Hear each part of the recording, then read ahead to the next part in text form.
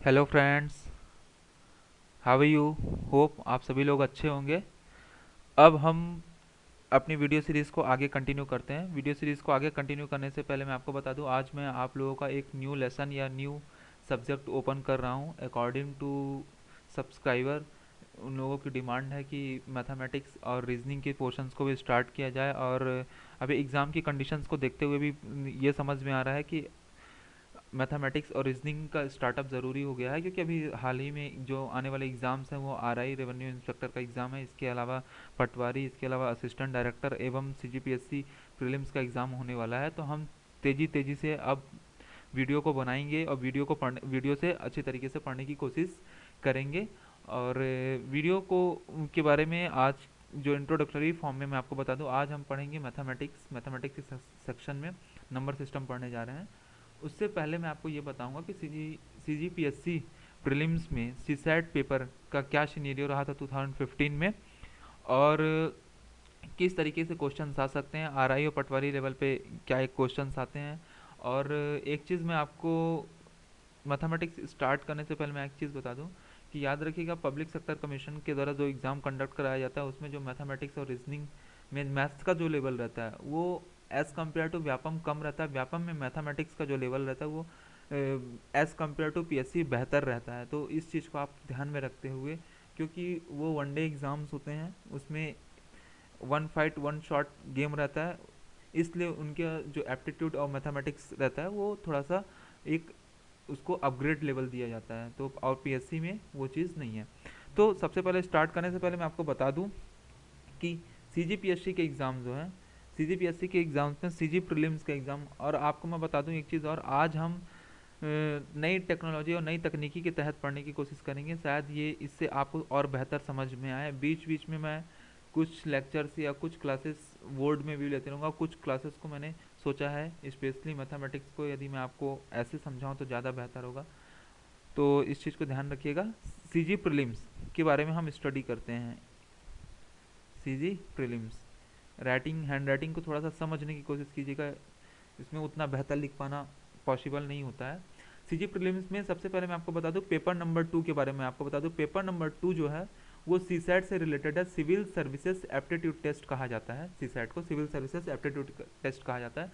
इसमें जो पोर्शंस हैं उसमें मैथमेटिक्स पोर्शन आता है, रीजनिंग पोर्शन आता है। रीजनिंग में भी दो तरीके की आती हैं, एक वर्बल रीजनिंग रहता है और एक नॉन वर्बल रीजनिंग रहता है, ठीक है। इसके अलावा आप लैंग्वेज से भी क्वेश्चंस देखते हैं। सी सेट के पेपर में लैंग्वेज में जो क्वेश्चंस रहते हैं वो हिंदी से क्वेश्चंस आते हैं, प्लस सीजी से लैंग्वेज से क्वेश्चंस आते हैं। इसके अलावा यदि आप लैंग्वेज के अलावा यदि आप बात करेंगे तो कुछ अदर्स टाइप के वेराइटीज़ के भी क्वेश्चंस रहते हैं।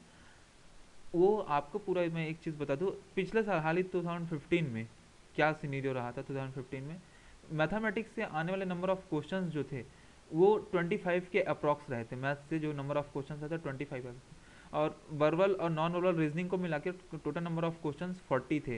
यानी 65 क्वेश्चंस कवर कर जाता है अकेले मैथ्स और रीजनिंग पोर्शन। इसके अलावा लैंग्वेज से अप्रॉक्सीमेटली 20 क्वेश्चंस थे, जिसमें हिंदी से 12 to 13 क्वेश्चंस थे, और छत्तीसगढ़ी से 7 to 8 क्वेश्चन थे।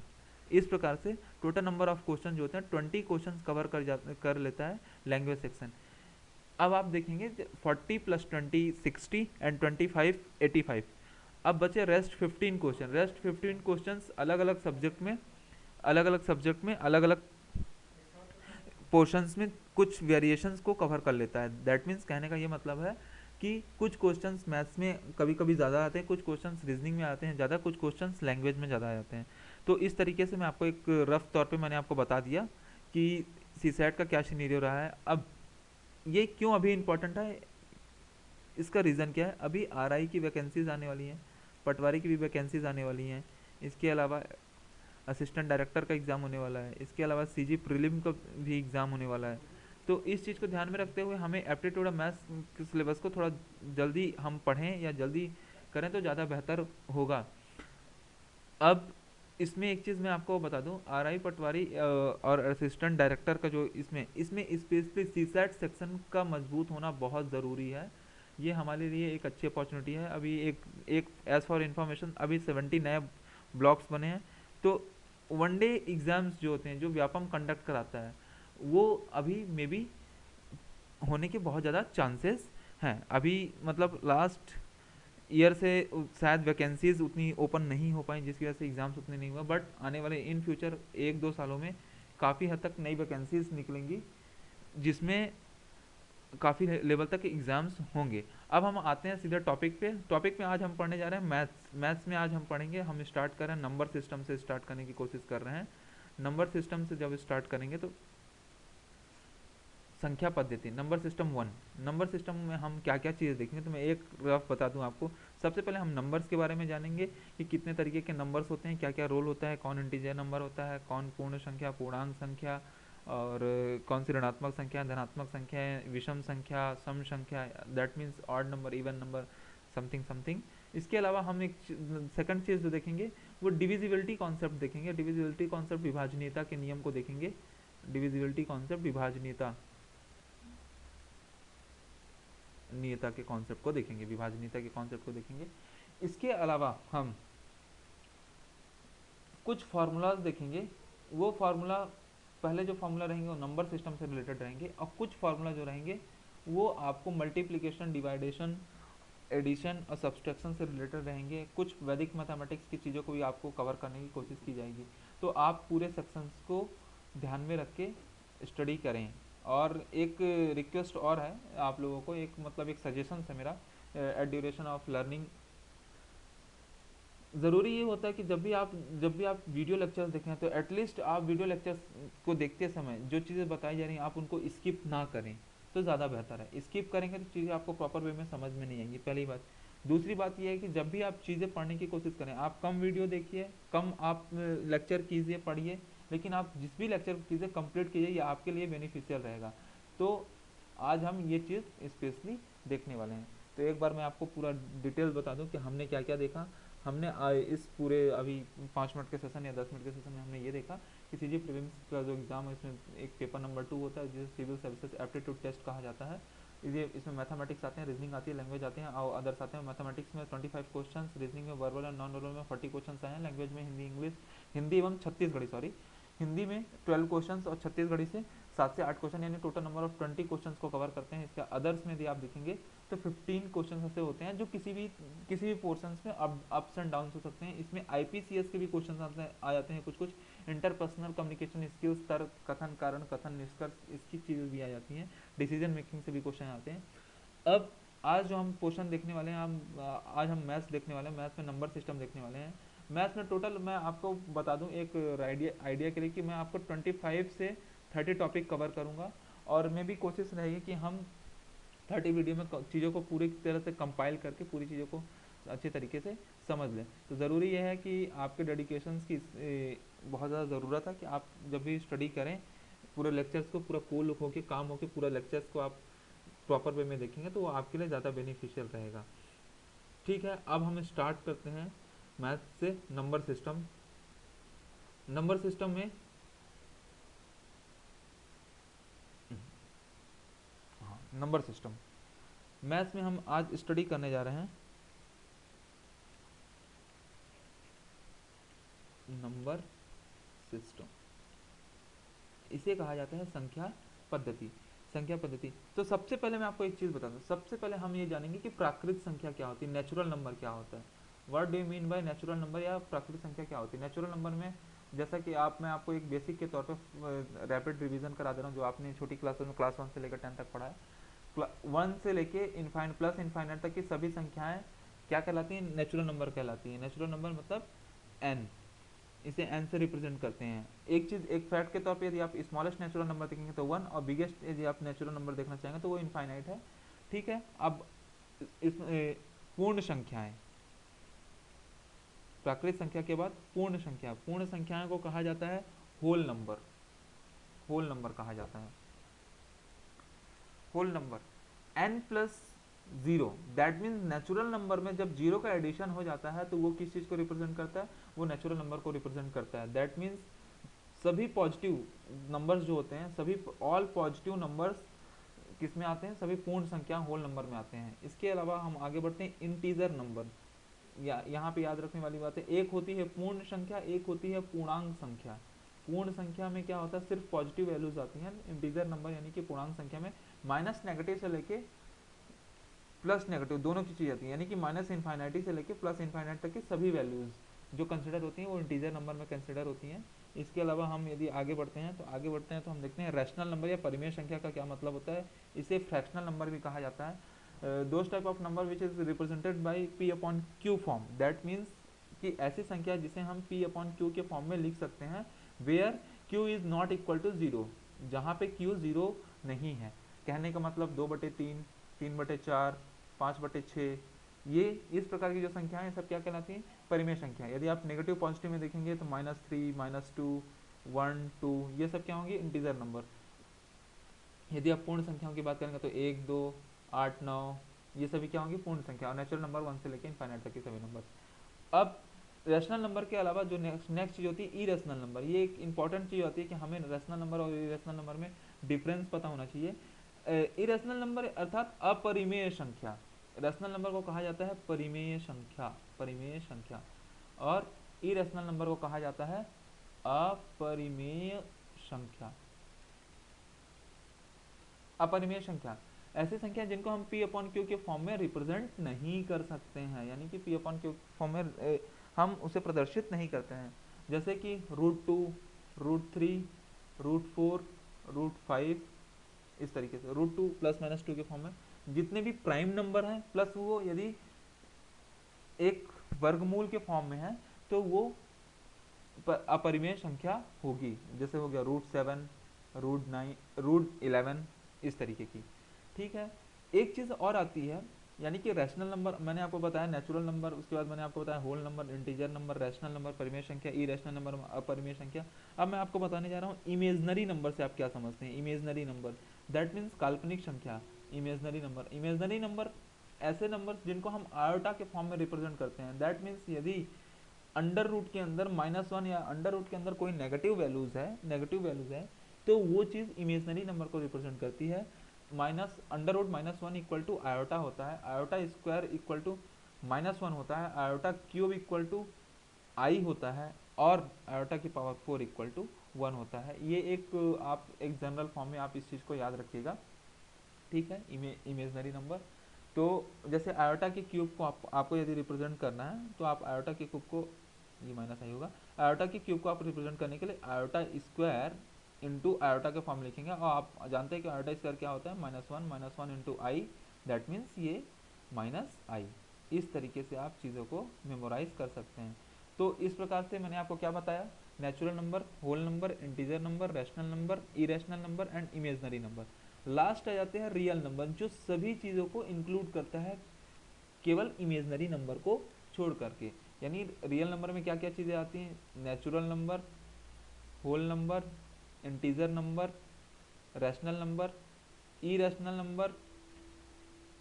ये जो 5 चीज़ों का जो कॉम्बिनेशन होता है या 5 चीज़ों का जो समुच्चय होता है या पांच पांच चीज़ों का जो सेट्स होता है, ये सब क्या होता है, सब रियल नंबर के अंतर्गत आता है।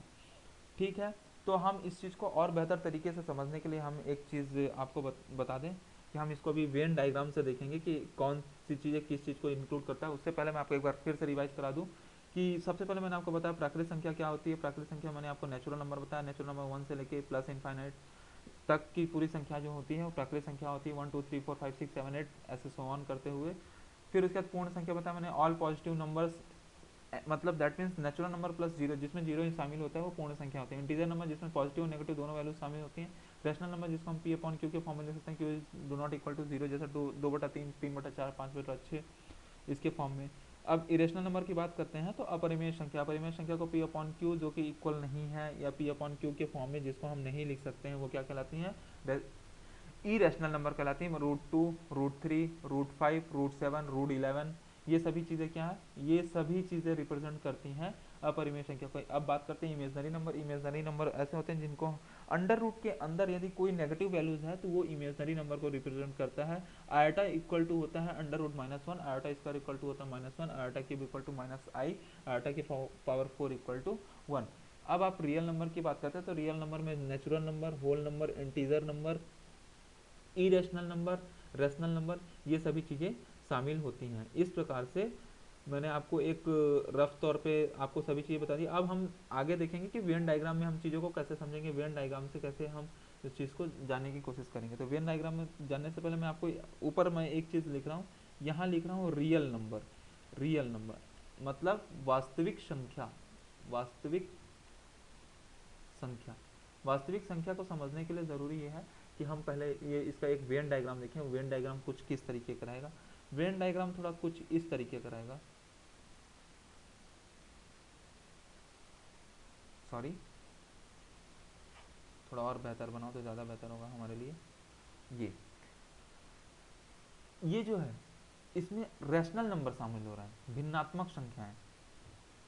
इसके अलावा ये इंटीजर नंबर, इसके अलावा ये होल नंबर, और इसके अलावा ये जो है ये है नेचुरल नंबर। दैट मीन्स यदि आप देखना चाहें तो नेचुरल नंबर यानी कि प्राकृतिक संख्या, होल नंबर यानी कि all positive values including n plus zero हम रिप्रेजेंट कर। Integer number all positive plus all negative values, that means minus infinite से लेके प्लस इनफाइनाइट तक की। मैंने आपको ये समरी बता रहा हूँ।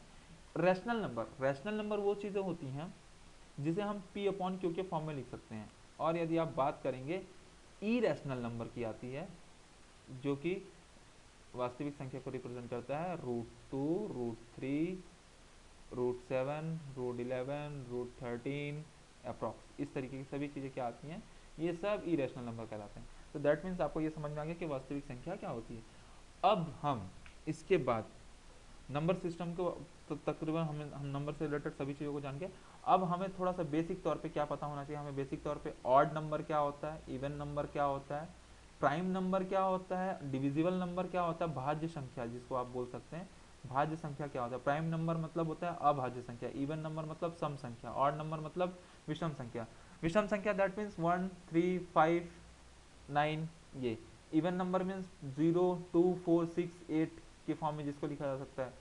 प्राइम नंबर जो होते हैं इससे रिलेटेड मैं आपको बता दूं, prime number 2, 3, 5, 7, 11।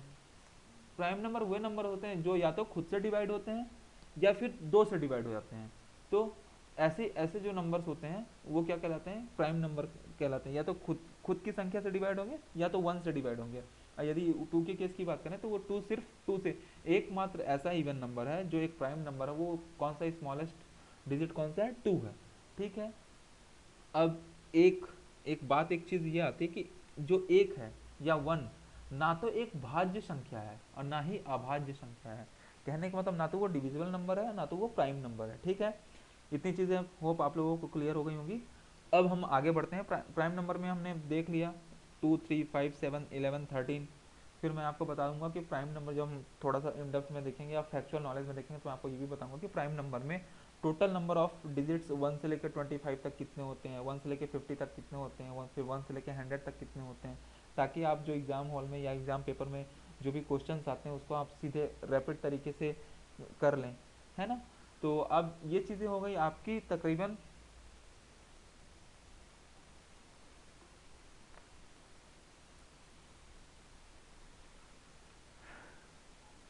2 second wait please.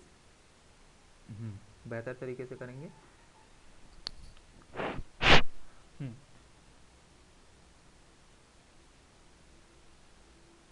अब मैं आपको जो अगला कॉन्सेप्ट बताने जा रहा हूँ, ये अगले कॉन्सेप्ट में आपको ये बताने जा रहा हूँ कि डिविजिबिलिटी कॉन्सेप्ट क्या है। डिविजिबल नंबर तो ऐसी संख्या है जो दो से डिवाइड हो या किसी भी अन्य संख्या से डिवाइड हो, जो दो या दो से अधिक संख्याओं से डिवाइड हो जाती है, वो डिविजिबल नंबर या भाज्य संख्या कहलाती है।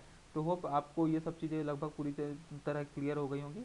अब हम आते हैं सीधे विभाजनीयता के कॉन्सेप्ट पे, अर्थात डिविजिबिलिटी के कॉन्सेप्ट पे। इसमें हम ये देखेंगे कि 2 से 3 से 4 से 5 से 7 से 8 से डिवाइड होने का क्या रूल होता है, वो हमारे लिए मतलब हम क्वेश्चन उनके बेसिस पे कैसे सॉल्व करेंगे। तो अब हम स्टार्ट करते हैं डिविजिबिलिटी कॉन्सेप्ट यानी कि विभाजनीयता का नियम। विभाजनीयता का नियम।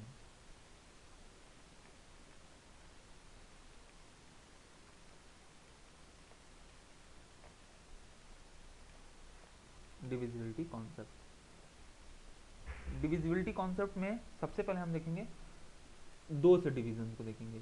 तो आप याद रखिएगा यदि वंस में 02, 04, 06 या कोई भी इवन नंबर आता है तो वो 2 से टोटली डिवाइड करेगा या 2 से कम्प्लीटली डिवाइड होगा। यदि आप 3 की बात करें तो 3 से डिविजिबिलिटी चेक करने के लिए हम क्या करते हैं, जैसे ए बी सी करके कोई तीन डिजिट का एक नंबर है तो वो ए प्लस बी प्लस सी, यदि 3 का कोई मल्टीपल होगा 3 इंटू एक्स के फॉर्म में होगा, यानी 3 का यदि कोई मल्टीपल होगा तो वो 3 से टोटली तरीके से डिवाइड हो जाएगा। कहने का मतलब यदि 623 की बात करें तो 6 एंड 3 9 एंड 2 11, दैट मीन्स ये जो है ये 11 3 का मल्टी 3 के टेबल में आता नहीं है, दैट मीन्स ये 3 से डिवाइड नहीं होगा। यदि आप यहीं पे 3 6 24 की बात करें तो यदि आप इसकी आपस में अंकों को जोड़ेंगे तो 6 प्लस 2 प्लस 4 यानी 6 4 10 एंड प्लस 2 12, 12 क्या होगा 3 से डिवाइड है, दैट मीन्स ये है कि 6 2 4 भी किससे डिवाइड होगा 3 से डिवाइड होगा।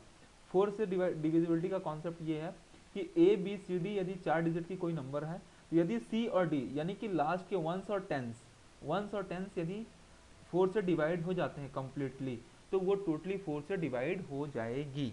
ठीक है, दैट मीन्स यदि कुछ संख्या इस तरह की लिखी है 5324 एंड 5327, तो 5327 ऑब्वियस सी बात है 4 से डिवाइड नहीं होगी, वहीं पे 5324 4 से डिवाइड हो जाएगी क्योंकि लास्ट के 2 डिजिट 24 4 से डिवाइड टोटली डिविजिबल है, इसलिए ABCD जो नंबर है वो टोटली डिवाइड हो जाएगा। 5 से यदि विभाजनीयता हम चेक करते हैं तो इस 5 के टेबल के अकॉर्डिंग वंस में 0 या 5 आना चाहिए, यदि वंस में 0 या 5 है तो वो 5 से टोटली डिवाइड करेगा। अब हम आगे बढ़ते हैं तो हम 7 की डिविजिबिलिटी कॉन्सेप्ट को देखते हैं। 7 की डिविजिबिलिटी का कॉन्सेप्ट ये है कि यदि कोई नंबर 6 टाइम्स रिपीट हुआ है, एक नया चीज़ है इसको आप याद रखिएगा, यदि कोई नंबर 6 टाइम्स कंटिन्यू रिपीट हुआ है यानी 2 2 2 2 2 2 6 टाइम्स यदि 2 रिपीट हुआ है दैट मीन्स वो 7 से टोटली डिवाइड होगा। इसी तरीके से यदि आप 1 1 1 1 1 1 आप देखें तो ये भी टोटली किससे डिवाइड होगा 7 से डिवाइड होगा। अब हम देखते हैं 8 के विभाजनीयता का नियम। 8 की विभाजनीयता का नियम ये है कि दी गई संख्या A B C D E, यदि कोई A B C D E यानी 1 2 3 4 8 यदि कोई संख्या है तो लास्ट के यदि 3 डिजिट 8 से डिवाइड है, दैट मीन जैसे ये डिवाइड नहीं हो रहा है, यदि आप डिवाइड करेंगे यदि यदि लास्ट के 3 डिजिट 8 से डिवाइड है तो वो संख्या 8 से डिवाइड होगी, है ना। यदि इसी चीज़ को हम आगे देखते हैं, यदि आप 8 से डिवाइड करेंगे तो 8 1 जा 8 4 कैरी 8 5 जा 40 3 8 4 जा 32 2 8 8 2 3 3 0 से यदि आप 8 को डिवाइड करेंगे तो ये कम्प्लीटली डिवाइड होगा। आप 330 लास्ट के 3 डिजिट को डिवाइड करके देख सकते हैं, आपको कम्प्लीटली समझ में आ जाएगा।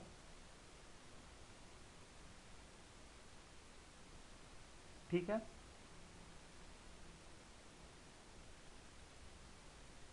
एक और एग्जांपल लीजिए 578 464, यदि आप इसको 8 से डिवाइड करेंगे लास्ट के तो ये टोटली डिवाइड हो जाएगा। ये जो सेकंड नंबर की संख्या ये डिवाइड नहीं हो रही है, डिवाइड नहीं होगी। फर्स्ट जो 2 संख्या ये 8 से डिवाइड नहीं होगी, लास्ट की जो संख्या है वो इसमें 4 6 4 ये 8 से डिवाइड हो जाएगा। ठीक है, तो आप ये 4 आपको डिवाइड नहीं हो रहा तो आप लास्ट के 2 डिजिट देखिए 64 64 8 से डिवाइड हो रहा है, दैट मीन्स ये संख्या 8 से टोटली डिवाइड होगी।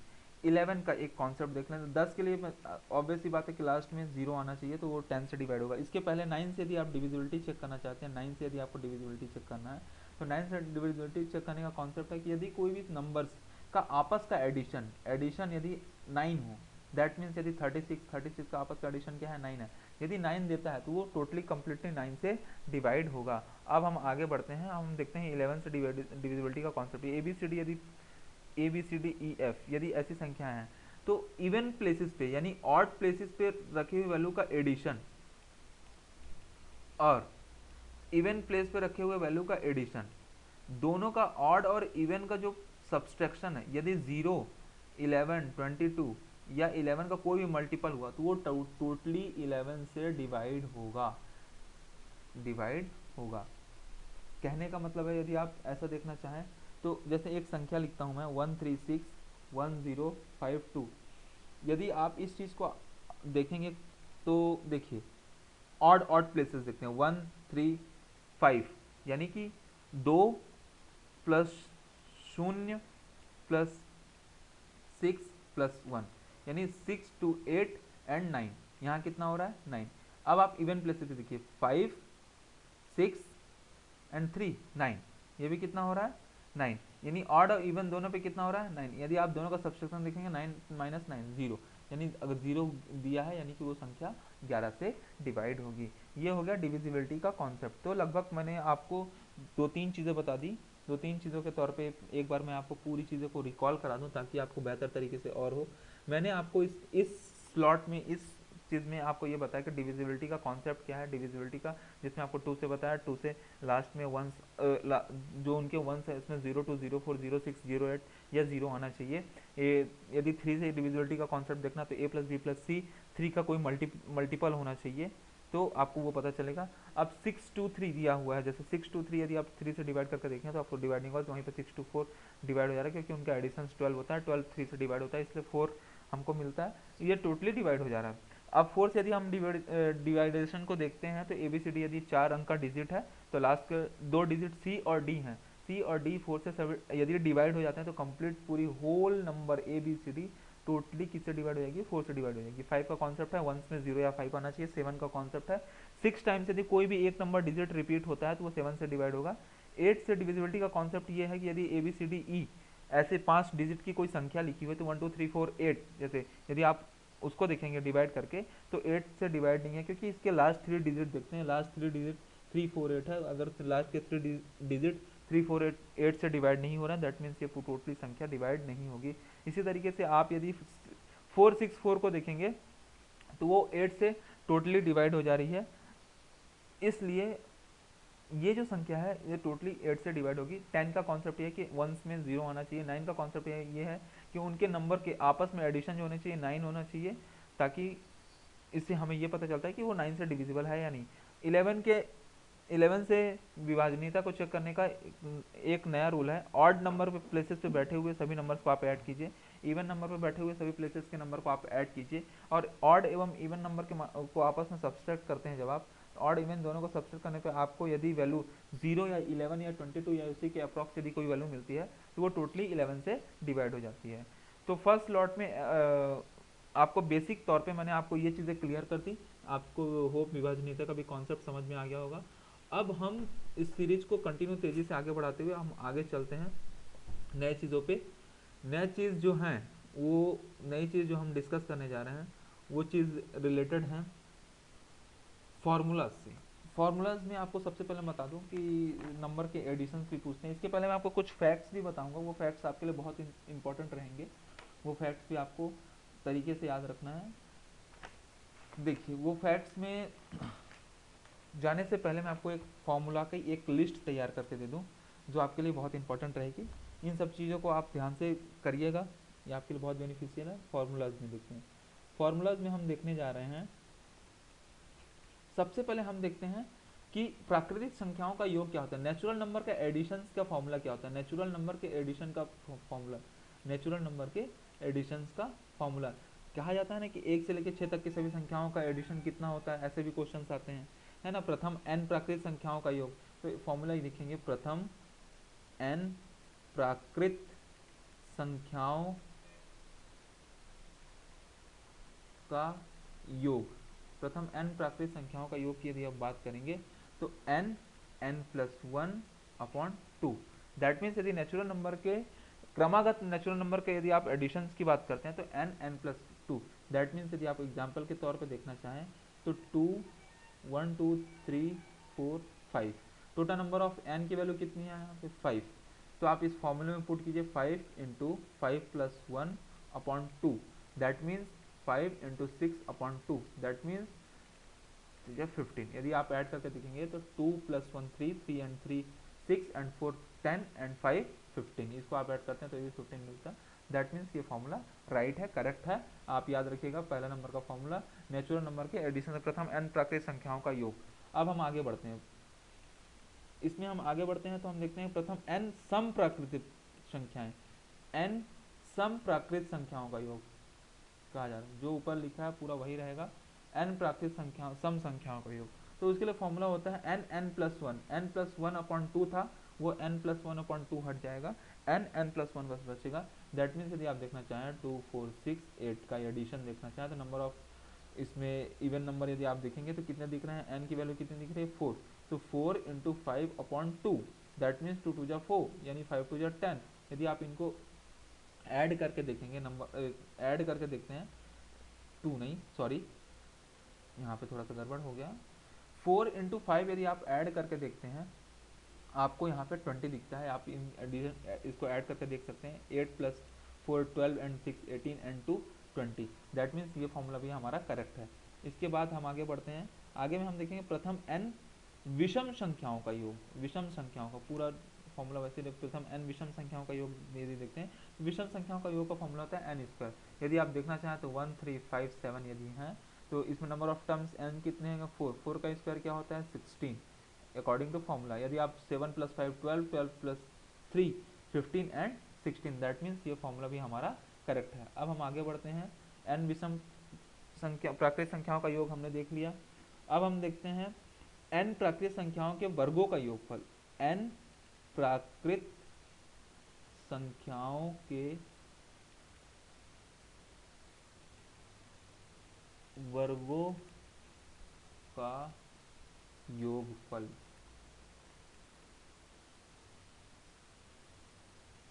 n प्राकृतिक संख्याओं के वर्गों का योगफल, ये इंपॉर्टेंट है। n n प्लस वन, इसको बेहतर तरीके से याद रखिएगा। क्वेश्चंस जो थोड़े बहुत टफनेस लाई जाती है वो इन्हीं चीज़ों से लाई जाती है, एक सीरीज के फॉर्म में क्वेश्चंस करते हैं, उससे आपको ये याद रखना है। प्रथम n प्राकृतिक संख्याओं के वर्गों के योगफल की बात करें, दैट मीन्स यहाँ क्या है n n plus one 2n plus one upon 6, ठीक है। n n प्लस वन फिर 2n प्लस वन अपॉन 6, ये फॉर्मूला आपके लिए बहुत इंपॉर्टेंट है। अब हम आगे बढ़ते हैं फिफ्थ नंबर के फॉर्मूले में।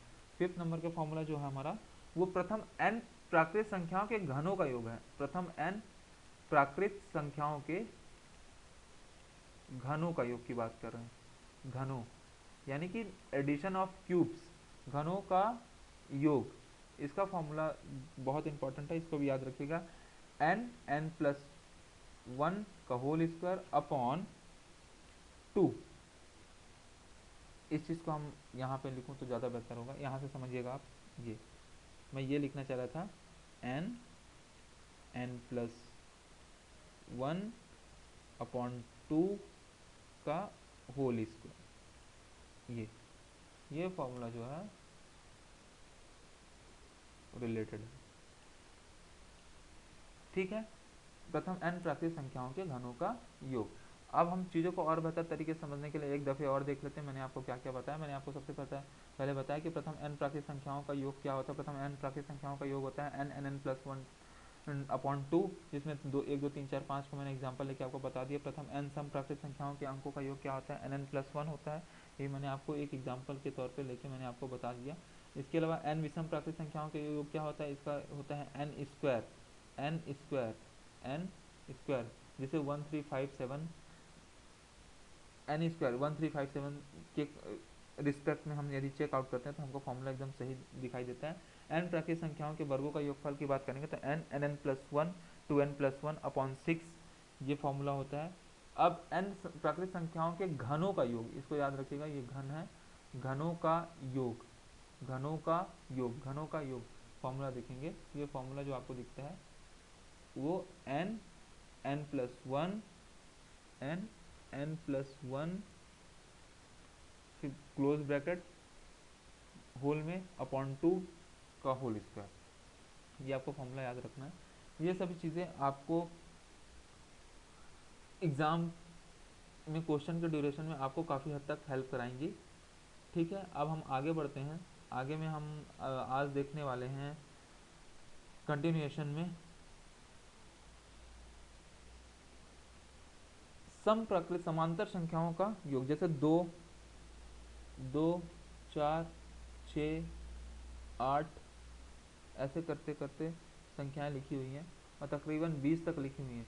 तो यदि पूछा जाए कि 20 में नंबर 20 ना कौन सा, 20 के लिए n की वैल्यू क्या है, नंबर ऑफ टर्म्स कितने हैं, तो फॉर्मूला होता है, ये फॉर्मूला ये होता है कि n समांतर श्रेणी के पदों का योग, समांतर श्रेणी के